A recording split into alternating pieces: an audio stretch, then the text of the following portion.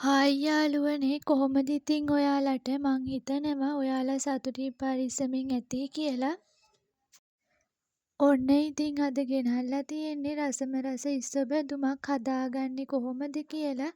දැන් අපි බලමු. ඉස්සෝ ටිකක් ගිනියම කෑමක් නිසා අපි නම් වැඩියම කන්නේ නැහැ. ඔන්න ඉතින් ඔලු කඩාගෙන පිරිසිදු කරගත්ත ඉස්සෝ ටික තියෙනවා. දැන් අපි හොඳට සෝදලා පිරිසිදු කරගත්ත ලොකු ලූණු ගෙඩි දෙකක් මේ විදිහට කපාගෙන තියෙනවා. ඒ වගේම කොච්චි කරමිංච ටිකකුත් ලෑස්ති කරගන්නවා.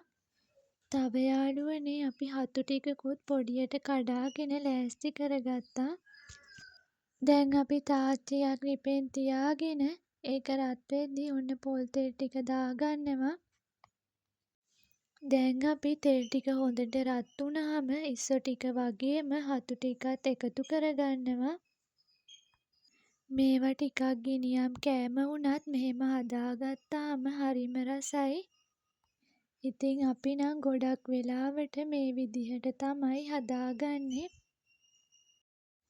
මේ විදිහට දාගෙන අපි හොඳට කලවම් කරගන්නවා.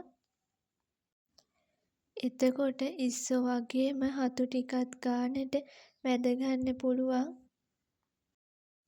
ඒ ටික හරියාගෙන එද්දිම අපි කපාගෙන තියාගත්ත ලූණු ටික මිරිස් ටික මේ විදිහට එකතු කරගන්නවා. දැන් අපි ඉස්සෝ ටික හතු ටික හොඳට ඉදෙනකන් මේ විදිහට තියාගන්නවා. ඊට පස්සේ අපිට පුළුවන් කරමිංච එහෙම එකතු කරගන්න. දැන් අපි කෑලි මිරිස් එකතු කරගන්නවා. කහ කුඩු ටිකකුත් මේ විදිහට දාගෙන අපි හොඳට මේක කලවම් කරගන්නවා. ඉස්සෝ වලට ලුණු තියෙන හින්දා අපි ලුණු ටිකක් අඩුවෙන් එකතු කරගන්නවා. මේ තියෙන්නේ අපි හදාගත්ත රසම රස ඉස්සෝ බැඳුම. ඉතින් ඔයාලටත් පුළුවන් මේ වගේ ඉස්සෝ බැඳුමක් හදලා රස බලන්න. එහෙනම් ඉතින් අදට වීඩියෝ එක මෙතනින් අවසන් කරන්න තමයි හදන්නේ.